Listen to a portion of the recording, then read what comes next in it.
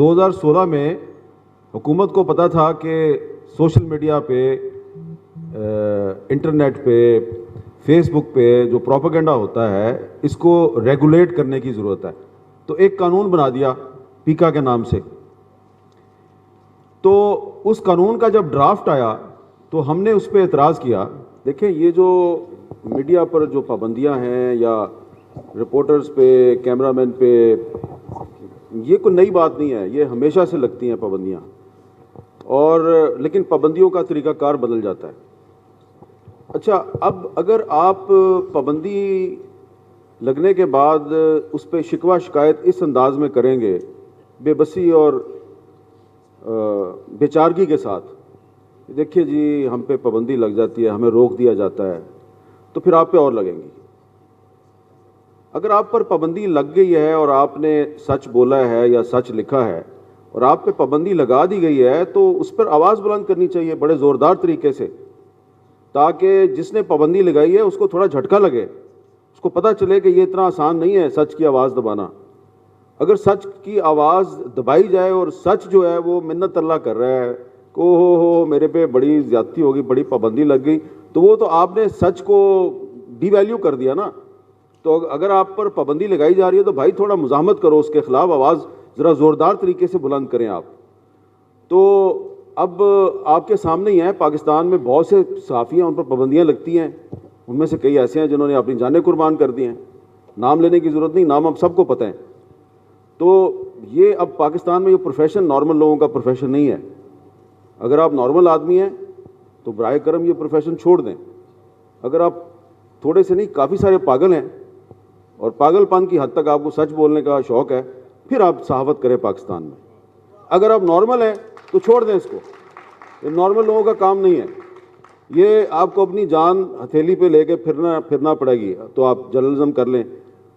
ہاں، بہت سے پاکستان میں صحافی ہیں، رپورٹر ہیں، کیمرہ مین ہیں، اینکر ہیں، کہتے ہیں ہم صحافی ہیں، بڑی بڑی تنخواہیں بھی لے رہے ہیں، وہ کوئی صحافی نہیں ہے۔ صحافی وہی ہے جس کے بارے میں پبلکلی لوگ کہ ہاں بھئی یہ بندہ جو ہے یہ ٹھیک ہے، یہ صحافی ہے۔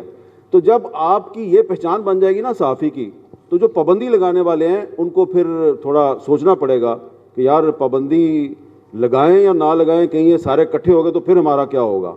تو جس دن پابندی لگانے والوں کو یہ خطرہ پیدا ہو گیا کہ آپ سب لوگ اگر اکٹھے ہو گئے تو ان کا کیا ہوگا، تو اس دن آپ جیت جائیں گے۔ ادروائز آپ یہ شکوے شکایتیں کرتے رہیں، بے چارگی کا اظہار کرتے رہیں، کسی جج نے آپ کو انصاف نہیں دینا، انصاف آپ کو خود چھیننا پڑے گا۔ حامد میر صاحب نے ابھی یہ بات کی ہے کہ سچ کو اتنی زور سے بولیں کہ ادارے جو ہیں اس کے بارے میں احتیاط کریں آئندہ سے کوئی بھی رولز اور ریگولیشنز بنانے کے لیے۔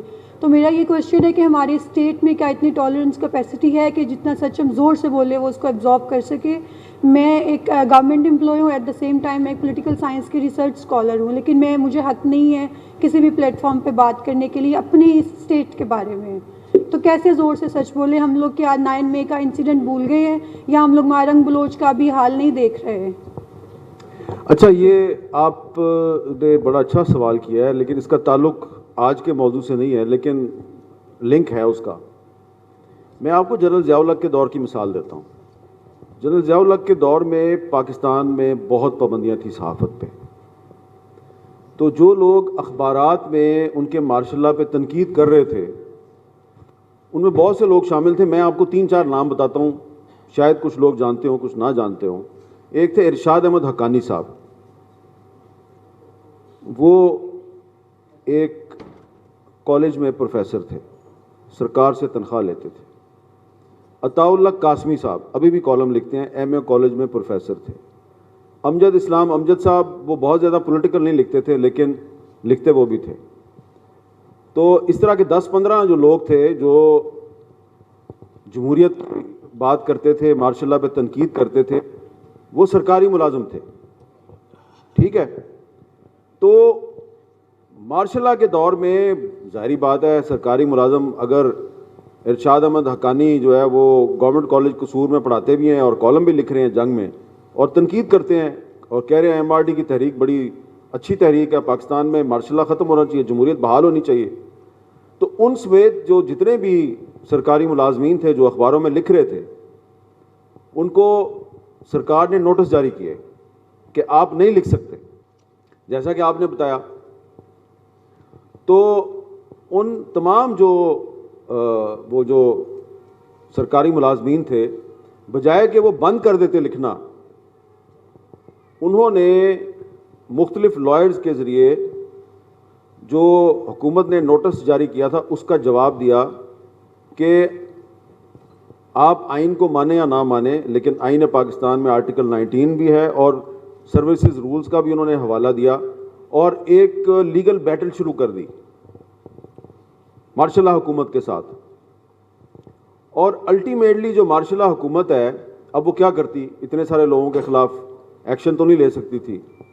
اگر صرف ایک بندہ جو ہے اس کو نوٹس جاری ہوتا, یا صرف وہ جو نوٹس جاری ہوا ہے اس کا جواب صرف ایک سرکاری ملازم دیتا, تو شاید اس کو مشکلات کا سامنا کرنا پڑتا. لیکن 8-10 جب اکٹھے ہو گئے اور انہوں نے مل کے جواب دیا تو حکومت بیک فٹ پہ چلے گی. میں آپ کو یہی کہنا چاہ رہا ہوں جو پہلے بھی کہا ہے کہ آپس میں یونٹی پیدا کریں.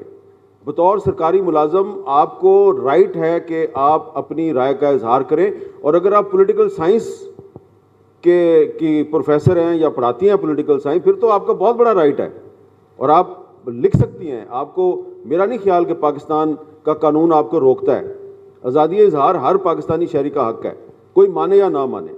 تو اگر مارشل لا دور میں سرکاری ملازمین جو ہیں وہ کھل کے اپنی رائے کا اظہار کر سکتے ہیں اور اخبارات میں لکھ سکتے ہیں, تو اس وقت مارشل لا ویسے اس وقت بھی ہے لیکن نہیں بھی ہے.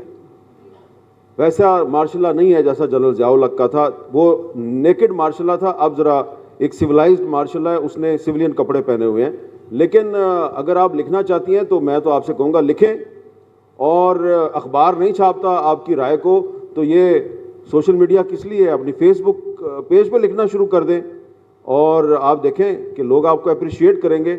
اس لیے میری جو امید ہے نا میرے اندر ایک زندہ ہے, جس کی وجہ سے میں نے نہ کبھی پاکستان چھوڑا ہے, اور میں سمجھتا ہوں کہ ابھی بھی ہمیں آپٹمسٹ ہونا چاہیے. اس کی وجہ یہی ہے کہ آپ جیسے لوگ جو ہیں وہ کم از کم یہ تو سوچتے ہیں نا کہ ہمیں لکھنا چاہیے. ہم سرکاری ملازم ہیں لیکن ہمیں اپنی رائے کا اظہار کرنا چاہیے. یہ جو آپ کے اندر ایک خواہش ہے, اس خواہش کو آپ حقیقت کا روپ دے دیں, اور جب بہت سے لوگ اس کو حقیقت کا روپ دینا شروع کر دیں گے تو پھر جو پابندیاں لگانے والے ہیں بھاگ جائیں گے. السلام علیکم. میرا کویشچن تو عامر میر صاحب سے ہے. ایکچولی میڈیا کا رول تو سب کو معلوم ہے کہ سول سوسائٹی میں ایک جو اسٹیٹ اور محکوم قوموں کے درمیان ایک برج کا کردار ادا کر سکتی ہے, جہاں پہ وہ محکوم قوم اور ریاست کو ایک ساتھ بٹھا سکتی ہے. ان کی اوورال جتنی بھی محرومیاں ہیں یعنی سپریس کیا ہوا ہے ان کو سب وہاں پہ لایا جا سکتا ہے. لیکن عامر میر صاحب نے 28 دسمبر کو ایک ویڈیو شائع کیا ہے جہاں پہ انہوں نے پروگرام کا نام یہ تھا کہ O betrayed Balochistan and what is the solution of Balochistan problem. یہاں پہ وہ اوورال جتنے بھی بلوچ کمیونٹی ہے, یعنی اوورال وہاں پہ جتنے بھی ریکروٹمنٹ ہے بلوچ ملیٹنسی کی ہے وہاں پہ BLA میں, اور تھرو آؤٹ جتنا وہاں پہ کلات اسٹیٹ تھا یعنی مکران اسٹیٹ تھا. سر آپ سنیں, سوال کی طرف آ رہا ہوں. یعنی وہاں پہ انہوں نے اوورال جتنی بھی بلوچ کمیونٹی تھی یعنی ان کا پورا اوورال اس نے یہاں پہ ذکر کیا ہے. لیکن اوورال وہاں پہ انہوں نے جو پشتون کا مسئلہ ہے, پشتونوں کا, وہاں پہ ایک میجورٹی ہے بلوچستان میں, انہوں نے پوری ڈیبیٹ سے خان شہید کو انہوں نے بجا وہاں پہ اس کا ذکر کیا ہوا ہے. خان شہید عبدالصمد خان اچکزئی جنہوں نے 33 سال جیل میں گزارا ہے. سر کوشچن میں آ رہا ہوں, سر میں سوال لینا, آپ سوال سر ایک منٹ کوشچن میں آ رہا ہوں سر. وہاں پہ انہوں نے پوری اوورال نہیں, اب آپ سوال کرنا چاہ رہا ہوں سر. سوال ہے میرا, نہیں کریے نا سوال, آپ سوال کے بعد پھر تقریر کرتے ہیں. سر 33 سال انہوں نے جیل میں گزاری, پھر 33 سال کے بعد ان کو بھیجا قتل کیا تو مناسب نہیں ہے. لیکن سر میں کوشچن میرا یہ ہے کہ عامر میر صاحب نے وہاں پہ اوورال اس کی ڈیبیٹ میں انہوں نے پشتونوں کا جتنا بھی اوورال سیناریو تھا ان کا مینڈیٹ تھا, انہوں نے بالکل اس کو نگلیکٹ کیا اور ان کی پوری کوشچن سے ان کو مد نظر کیا. میرا سوال یہ بنتا ہے اگر ہم اس طرح پشتونوں کی وہاں پہ میجورٹی ہم کو اس کو نظر انداز کریں گے, یعنی ہم ہماری جو نامور صحافی ہے یعنی ان کی یہ بہت زیادتی کر رہے ہیں آپ, ان کی پروگرامنگ کہاں سے ہو رہی ہے, انہوں نے یہ کیا, میں یہ کوشچن کرنا چاہ رہا ہوں. کوشچن میرا یہ ہے first of all let's not be unfair. نہیں جی دینے لگے ہیں سوال, ہو گیا سوال آپ کا. اب بات یہ ہے کہ آپ لوگوں کو فیئر رہنا پڑے گا. آپ لوگوں کو یہاں پر ایک ڈسپلن کے تحت, اگر میر صاحب کو آپ نے دعوت دی ہے اور میر صاحب سے جواب چاہیے تو میر صاحب سے سوال پوچھیے, یہ انفیئر ہے. دوسری بات یہ ہے کہ آپ اس کو فورم کو استعمال کر رہے ہیں فار سم تھنگ ایلس. میر صاحب تو آپ کو جواب دیں گے مگر اس کا آرٹیفیشل انٹیلیجنس سے کوئی تعلق نہیں. اب میری پہلے بات سن لے جی, آپ کی بات مکمل ہو گئی. نہیں اب ہو گئی بات. اب بات یہ ہے کہ آپ اگر ٹاپک پہ بات کریں گے تو سب کو انسائٹس ملیں گی, اور اگر آپ کو کسی فورم پہ بات کرنی ہے تو آپ کو اسٹیج پہ تشریف لانا چاہیے اور پھر آپ کے ساتھ یہ بات ہونی چاہیے جس کا آپ ذکر کر رہے ہیں. تو میری گزارش یہ ہے کہ ایک آدھ سوال رہ گیا, آپ سے پوچھوں گا ابھی ٹھہر کے, مگر بھائی ایک منٹ ٹھہر جائیں کافی. جی میں وہی لینے لگا. اب میر صاحب آپ کو اس کا جواب دیں گے, لیکن میں آپ سے یہ التماس کروں گا کہ جس طرح ہم ابھی ویلیوز کی بات کر رہے تھے, انہی ویلیوز کو مد نظر رکھتے ہوئے, یہ نہیں کہ آپ کو احتجاج کا حق ہر فورم پہ نہیں ہونا چاہیے, مگر تھوڑا سا ایک سوال پہ فوکس کریں اور دوسرا ٹاپک پہ. میر صاحب جی وہ آپ کا کوئی تعلق, اس سوال کا کوئی تعلق نہیں ہے آرٹیفیشل انٹیلیجنس سے, لیکن یہ آپ جس ویڈیو کا ذکر کر رہے ہیں آپ اس کو ذرا غور سے پڑھیں. اس میں عبدالصمد خان اچکزئی صاحب کا بھی ذکر ہے, اور کیا ذکر ہے اس انداز میں ہے. وہ جو ویڈیو ہے وہ اس کی بیک گراؤنڈ کچھ اور ہے کہ وہاں پہ اسلام آباد میں جن بلوچ عورتوں اور بچوں کو مارا گیا, کیوں مارا گیا ہے, اور ان کو جب مار پڑ رہی تھی میں وہاں پہ گیا اور میں نے روکا پولیس کو, تو پولیس نے مجھے کیا کہا, وہ اس کا جواب دیا گیا ہے. اس کو اگر آپ بلوچ پشتون مسئلہ بنانا چاہتے ہیں تو یہ آپ کی وجہ. اب آپ میری بات نہیں سن رہے, آپ میں ٹالرنس ہی نہیں ہے یار, آپ میں برداشت ہی نہیں ہے. ٹالرنس تو پیدا کرو بات تو سنیے نا بھائی. اس میں عبدالصمد خان اچکزئی صاحب کا ذکر ہے, کیا ذکر ہے, یاد ہے آپ کو کیا ذکر ہے؟ اور پورا سٹرگل بھائی وہ ان عورتوں اور بچوں کے بارے میں ہے جن کو اسلام آباد میں مار پڑی ہے. اس کے باوجود اچکزئی صاحب کا یہ ذکر کیا ہے کہ وہ استقلال کے نام سے ایک میگزین نکالتے تھے اور اس کا ڈیکلریشن انہوں نے لاہور سے لیا تھا. اور عبدالعزیز کرد صاحب کا ذکر کیا ہے کہ وہ بھی لاہور کے اخباروں میں آگے لکھتے تھے. اس میں نے یہ کہا ہے کہ پنجابی اور جو بلوچ ہیں اور عبدالصمد خان اچکزئی صاحب, ان کا بڑا پرانا تعلق ہے, 1947 سے پہلے کا تعلق ہے. تو جو لوگ آج مجھے کہتے ہیں کہ تم جو ہے وہ کیوں بلوچوں کی بات کرتے ہو, تو ان کو میں یہ بتا رہا تھا کہ اگر اچکزئی صاحب اور عبدالعزیز کرد صاحب جو ہیں وہ لاہور کے اخباروں میں جا کے بلوچستان کے مسئلے پہ لکھ سکتے ہیں, تو میں اسلام آباد میں بیٹھ کے بلوچوں کے لیے کیوں نہیں بول سکتا. جہاں تک آپ پشتونوں کی بات کر رہے ہیں تو وہ آپ کی کوئی ایک پولیٹیکل پارٹی ہوگی, آپ کی رائے جو ہے وہ میری رائے سے مطابقت نہیں رکھتی, لیکن میرا خیال ہے کہ یہ جو عورتیں اور بچے اسلام آباد پہنچے ہیں, راستے میں ان کو جو پشتون نیشنلسٹ ہیں انہوں نے جگہ جگہ پہ ان کا استقبال کیا ہے, اور اس میں منظور پشتین صاحب بھی شامل ہیں, اور بھی لوگ شامل ہیں, اور ان لوگوں نے تو کوئی اعتراض نہیں کیا, لیکن آپ نے ایک زبردستی کا اعتراض بنا لیا ہے, اس کا کوئی تعلق نہیں اس کے ساتھ. آپ نے جتنی بھی باتیں کی ہیں وہ بالکل غلط ہیں. سر یہ امپورٹڈ حکومت نامنظور کو جو ٹاپ ٹرینڈ بنایا ہوا تھا وہ کی بورڈ وارئرز کون تھے اور ان کی پروگرامنگ کون کر رہا تھا؟ امپورٹڈ حکومت نامنظور کی جو ٹاپ ٹرینڈز بنتے ہیں ٹویٹر پہ, واٹس ایپ پہ, فیس بک پہ اور انسٹاگرام پہ, تو وہ ان کے کی بورڈ وارئرز کون تھے وہ, اور وہ خان صاحب ذکر کرتے تھے اپنی تقریروں میں, اور یہ کہاں سے ان کی آرٹیفیشل انٹیلیجنس ہوتی تھی؟ اس پہ تو تالی بجائی جا سکتی, سوال کا جواب تو خود ہی دے رہے ہیں. Sir, my question is for Hamid Mir Saab. Sir, you have mentioned that we need to legislate a legal framework for curtailing the harmful effects of artificial intelligence to stop the propaganda dissemination, etc. But what should be the necessary elements of this framework to ensure that it does not take the shape of PICA? نہیں دیکھیں نا, میں نے پہلے بھی کہا کہ اس پر debate ہونی چاہیے.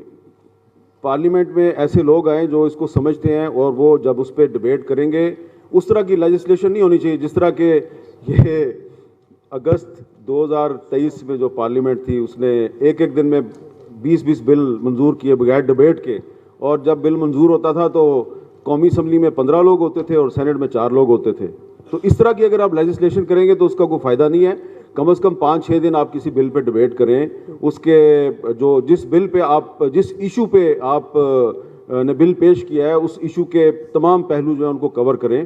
اور جس طرح یہاں پہ ڈبیٹ ہوئی ہے, تو اگر آپ اس طریقے سے پارلیمنٹ میں بھی ڈبیٹ کریں گے تو میرا خیال ہے کہ آرٹیفیشل انٹیلیجنس کا جو درست استعمال ہے اس کو ممکن بنانے کے لیے پاکستان کے جو سیاستدان ہیں وہ بالکل ان میں اتنی صلاحیت ہے کہ وہ ایک اچھا قانون بنا سکتے ہیں.